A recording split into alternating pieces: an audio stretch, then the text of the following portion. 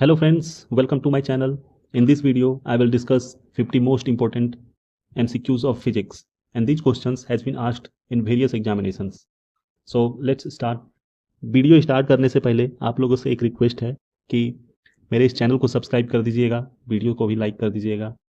तो चलिए शुरू करते हैं पहले क्वेश्चन को। पहला क्वेश्चन है, a light year is a measure of what? Light year में किस चीज को मापा जाता है? तो इसका आंसर होगा distance. Next question, Which among the following waves is used for communication by artificial satellite? Artificial satellite के कम्युनिकेशन के लिए कौन सा वेव यूज होता है? तो इसका आंसर होगा microwaves. Energy is continuously created in the sun due to what?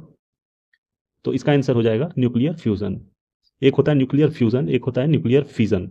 Nuclear fission जितने भी परमाणु बम वगैरह होते हैं वो सब बेस्ड होता है न्यूक्लियर फिजन पे, और ये सन के अंदर जो एनर्जी क्रिएट हो रहा है वो बेस्ड है न्यूक्लियर फ्यूजन पे। Which of the following is a good conductor of electricity? तो इसका आंसर हो जाएगा ग्रेफाइट, दिए गए ऑप्शंस में। वैसे ग्रेफाइट नॉन मेटल्स होता है, लेकिन इसके अंदर ये खासियत होती है कि ये इलेक्ट्रिसिटी को कंडक्ट करता है। Next question, water is not suitable as calorimetric substance because it has high specific heat, that's why it is not suitable as a calorimetric substance. The sounds having a frequency of 20 hertz to 20,000 hertz are known as. तो वैसे sound जिसकी frequency 20 hertz से लेके 20,000 hertz के बीच होती है उसको क्या कहते हैं? तो उसको कहते हैं ऑडिबल साउंड, जिसको कि एक ह्यूमन सुन सकता है वैसे साउंड को। In the absence of ozone layer which rays will enter into atmosphere? अगर ओजोन लेयर नहीं होगा तो कौन सा रे इंटर कर जाएगा एटमॉस्फेयर में? तो उसका आंसर हो जाएगा अल्ट्रावायलेट रे। और अल्ट्रावायलेट रे अगर इंटर कर जाएगा एटमॉस्फेयर में तो ये बहुत ही हानि पहुंचाएगा यहाँ के जीव जंतुओं को, जिससे कि बहुत सारी स्किन डिजीजेज और कैंसर भी हो सकती है। A falling drop of rain water acquires the spherical shape due to what? तो जब बारिश की बूंदें गिरती हैं ऊपर से तो उसका शेप जो होता है स्फेरिकल होता है। क्यों होता है? तो इसका रीजन होता है surface tension. An object at rest will remain at rest and an object in motion will remain in motion until and unless it is acted upon bye an external force. This is Newton's first law. Newton का पहला नियम कहता है कि अगर कोई वस्तु rest में है तो वो रेस्ट में रहना चाहेगा, अगर कोई वस्तु मोशन में है तो मोशन में रहना चाहेगा, अनटिल एंड अनलेस उस पर कोई एक्सटर्नल फोर्स ना अप्लाई किया गया हो। Which of the following is optical illusion? Optical illusion किसको कहा जाता है? तो मिराज। मिराज मतलब कि मृग तृष्णा। Cathode rays when obstructed by metal cause emission of? तो इसका आंसर हो जाएगा beta rays. If the length of a simple pendulum is halved then its period of oscillation will be? तो इसका जो पीरियड ऑफ ऑसिलेशन है ये decrease कर जाएगा बाय व्हाट फैक्टर? तो by factor √2। Which physical quantity is measured in siemens? किस physical quantity को सीमेंस में मापा जाता है? तो इसका आंसर हो जाएगा electrical conductance. Eclipse occurs due to which optical phenomena? Eclipse का मतलब होता है ग्रहण, और ग्रहण किसको कहते हैं? तो ग्रहण जो है एक खगोलीय घटना है जो तब होती है जब कोई खगोलीय पिंड या अंतरिक्ष यान अस्थायी रूप से किसी अन्य पिंड की छाया में आता है या उसके और दर्शक के बीच कोई अन्य पिंड आ जाता है, तो इसको कहते हैं इक्लिप्स। और इस फेनोमेनन को कहा जाता है rectilinear propagation. Pure water is a bad conductor of electricity because? Pure water जो होता है इलेक्ट्रिसिटी का बैड कंडक्टर होता है। क्यों? क्योंकि ये फीबली आयोनाइज्ड होता है, इसलिए। Lambert's law is related to? Lambert's law किस चीज से रिलेटेड है? तो ये है इल्यूमिनेशन से। किस चीज से? Illumination. The angular velocity depends upon the rate of change of what? तो एंगुलर वेलोसिटी जो होता है ये डिपेंड करता है rate of change of angular displacement के। The force per unit charge is known as? Force per unit charge को क्या कहा जाता है? इसको कहा जाता है इलेक्ट्रिक फील्ड।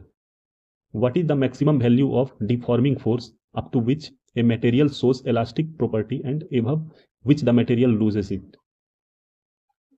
कोई भी मटेरियल इलास्टिक प्रॉपर्टी शो करता है, एक लिमिट होता है जब उस पर एक डिफॉर्मिंग फोर्स लगाया जाता है तो उसका कुछ लिमिट होता है कि कितना लिमिट तक वो इलास्टिक प्रॉपर्टी शो करता है, और उसके बाद वो इलास्टिक प्रॉपर्टी जो होता है लूज कर देता है, तो उसको बोला जाता है इलास्टिक लिमिट। क्या बोला जाता है? तो उसको बोलते हैं elastic limit.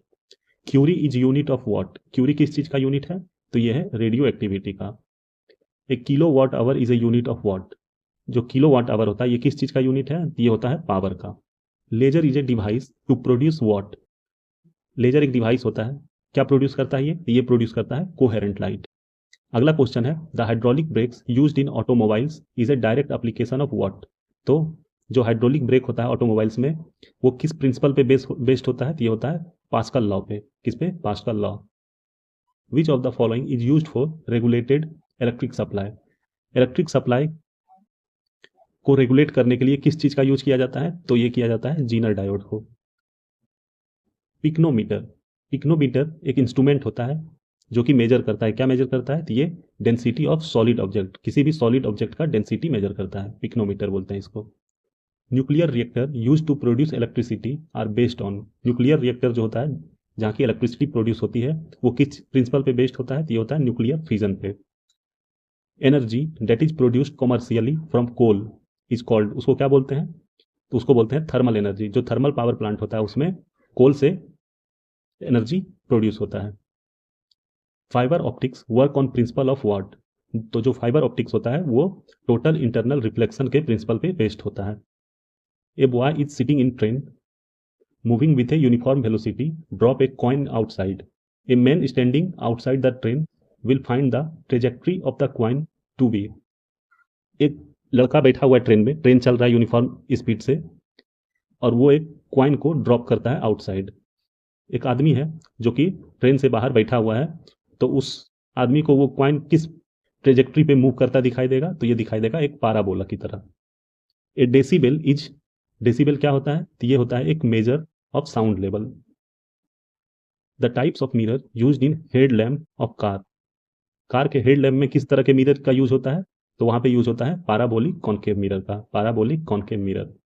The rate of transfer of charges through a circuit is called, उसको क्या कहते हैं? तो उसको कहते हैं पोटेंशियल डिफरेंस। किसी सर्किट के through rate of transfer of charge उसको पोटेंशियल डिफरेंस कहा जाता है। The filament of electric bulb is made up of what. तो जो इलेक्ट्रिक बल्ब का फिलामेंट होता है ये बना होता है टंगस्टन का। An athlete runs before long jump to get advantage on what. ये होता है इनर्शिया ऑफ मोशन। कोई भी एथलीट लॉन्ग जंप लगाने से पहले लंबा दौड़ दौड़ता है तब वो जाके लॉन्ग जंप करता है। किस कारण? किस चीज का एडवांटेज लेने के लिए? तो ये होता है inertia of motion. When a vibrating turning fork is placed on a table a loud sound is heard, this is due to. जब कोई वाइब्रेटिंग टर्निंग फॉर्क को टेबल पे रख दिया जाता है तो एक लाउड साउंड सुनाई देता है। वो किस कारण सुनाई देता है? तो ये होता है फोर्स्ड वाइब्रेशन के द्वारा। किसके द्वारा? Forced vibration. The sparkling of a diamond is due to, diamond चमकता है किस कारण? तो ये होता है total internal reflection of light, total internal reflection of light. Electricians use rubber glove while working because, electrician जो होता है रबर का ग्लव यूज करता है वाइल वर्किंग। क्यों? क्योंकि रबर जो होता है एक इंसुलेटर होता है। Ocean current are an example of what. Ocean current जो होता है वो एक इंसुलेशन का एग्जाम्पल है। किस चीज का? इंसुलेशन का। Night photography and photography in mist and fog are possible using, जो नाइट फोटोग्राफी होता है वो धुंध में और कोहरा में भी पॉसिबल है। किस कारण? तो इंफ्रारेड रेडिएशन के कारण, इंफ्रारेड रेडिएशन के कारण। Which of the following wavelength of light is most effective in photosynthesis, कौन से लाइट का वेवलेंथ मोस्ट इफेक्टिव होता है? ये होता है ब्लू का।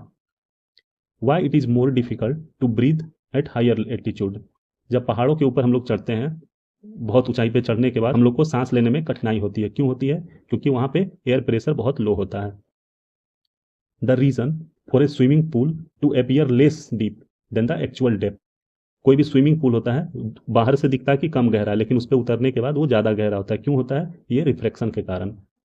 Remote sensing device has an inbuilt source of what, तो जो रिमोट सेंसिंग डिवाइस होता है उसमें इंफ्रारेड रे होता है। The device used to change the speed of electric fan, electric fan का स्पीड चेंज करने के लिए जो डिवाइस का यूज होता है उसको क्या कहते हैं? तो उसको कहते हैं regulator. The atmosphere is heated mainly by, जो एटमोस्फेयर हीट होता है किस कारण होता है? तो ये होता है रेडिएशन के कारण। The atmospheric layer reflecting radio waves is called, कौन सा एटमोस्फेयर का कौन सा लेयर होता है जो कि रेडियो वेव को रिफ्लेक्ट कर देता है? तो ये होता है आयनोस्फेयर। जो एटमोस्फेरिक लेयर्स होते हैं तो अर्थ से सटा हुआ जो पहला लेयर होता है उसको ट्रोपोस्फेयर बोला जाता है, फिर उससे ऊपर स्ट्रेटोस्फेयर, फिर उससे ऊपर मेसोस्फेयर, उससे ऊपर थर्मोस्फेयर और सबसे बाहर का जो लेयर होता है उसको आयनोस्फेयर बोलते हैं। और ये आयनोस्फेयर, इसी से रेडियो वेव्स रिफ्लेक्ट होता है। Heat from sun reaches the earth by what process, तो ये होता है रेडिएशन।